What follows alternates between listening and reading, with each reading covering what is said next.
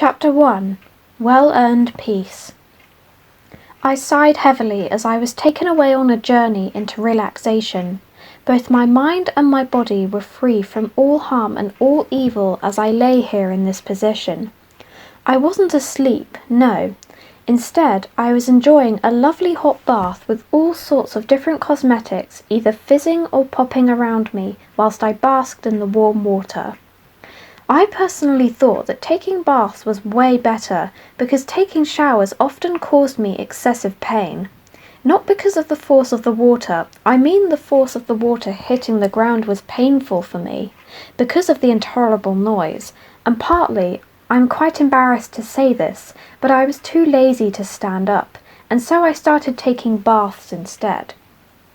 I normally preferred to wash in a comforting silence rather than to be put through mental pain, because doing the opposite violently could result in me changing my perspective of the world forever.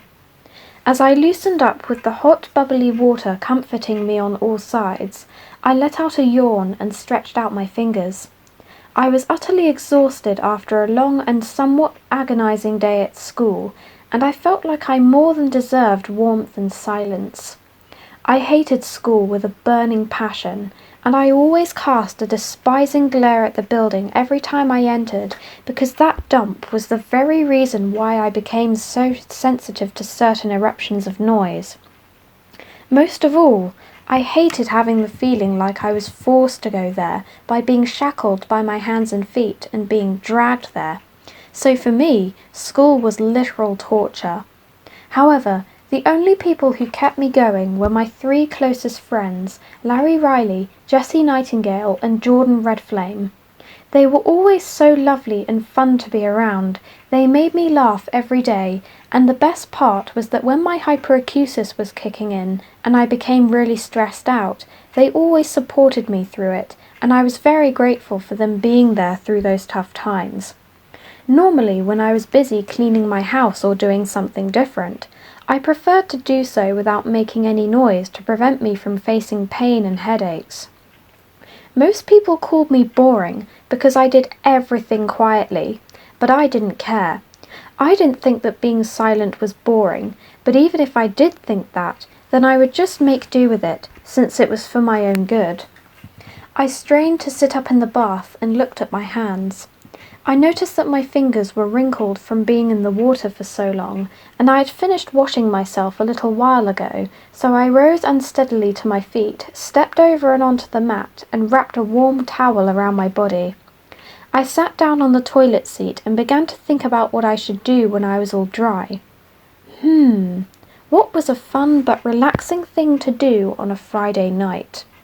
I began to feel quite tired, and I felt like going straight to bed, but I knew that it was still too early to settle down for the night. What about snuggling up on the sofa and putting something on the TV? Oh, that would be a great moment to let my body switch off after all the torture I'd faced 4 hours ago. Eager to go downstairs and curl into a ball of exhaustion, I dried myself quickly and put on some cozy pyjamas. I stumbled down the stairs and into the kitchen. It was dark in there, and the streetlights from outside were shining through the window and onto the wall. I felt around behind the fridge for the light switch, and soon the kitchen was illuminated with light. Blinking at the brightness, I walked over to the cupboard, took out a mug and pushed down the switch on the kettle. After a couple of seconds, the water began to boil, and the sound of thumping and bubbling filled my ears. Not wanting the sound to make me feel uncomfortable, I walked into the living room, sprawled out on the sofa, and turned the TV to on-demand mode. The first show that came up on the recommended page was I'm a Koopa. This was a show that I thought was very entertaining and fun to watch, and I had watched nearly every single series. Basically, it was a reality show where 12 random teenagers were flown to Australia, and they were stranded in the jungle to survive for 3 weeks. To keep them busy, the presenters sent them off on tough and disgusting trials to earn stars, and the more stars they got on that trial, the better the quality of their dinner was going to be.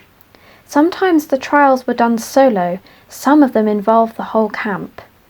The thing I loved most about that show was seeing the eating trials where they had to eat absolutely vile things like fish eyes, cockroaches, mealworms, pig's testicles, and cow's penis. Yes, that was actually my favourite bit. However, it wasn't very good to watch whilst eating. I had noticed that every year all the contestants had their own friend groups, and there were always the bratty, mean girls, the arrogant guys who acted like they knew what they were doing all the time, when they actually didn't, and the nice and helpful people who were often ignored by the negative people.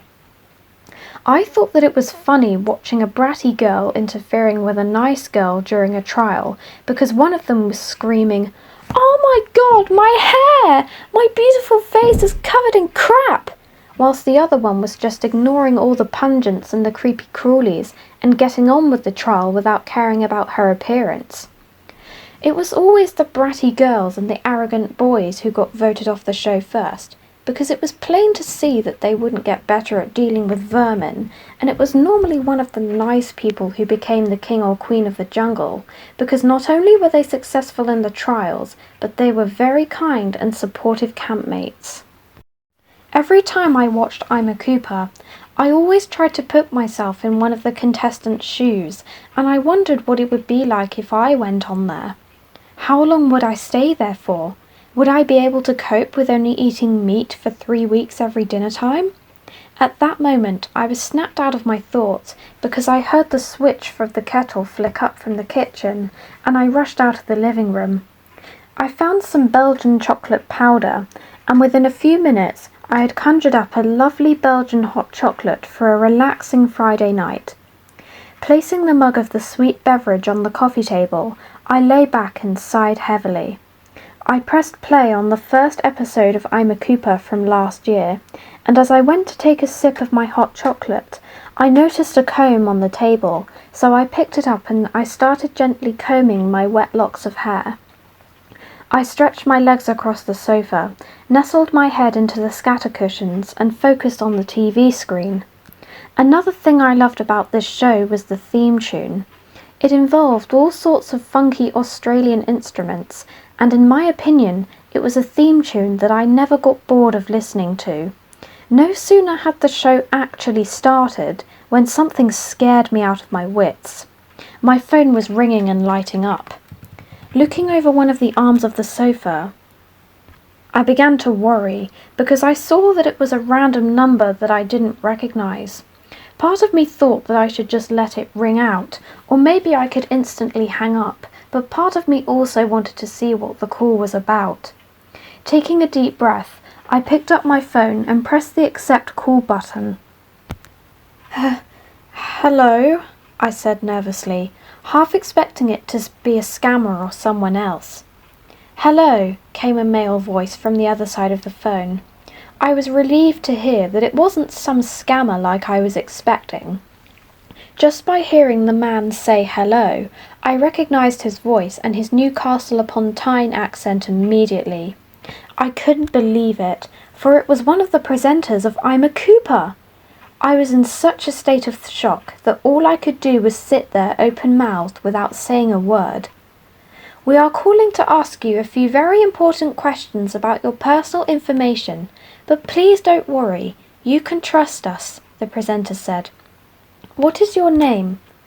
"Ludwig Dimitrov," I replied, still wondering if I was in a dream. "Good. Now could you please give us your address?" 29 Birchwood Close," I said. "In Quinstone, in Dorset." "All right, thank you, Ludwig," the presenter said. "Now that the personal questions are out of the way, we would like to ask you the most important question of all." "Okay." I tried to keep my breathing under control, and I squirmed uncomfortably on the sofa.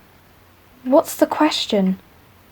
"Would you be honoured to take part in this year's series of I'm a Koopa, Get Me Out of Here?"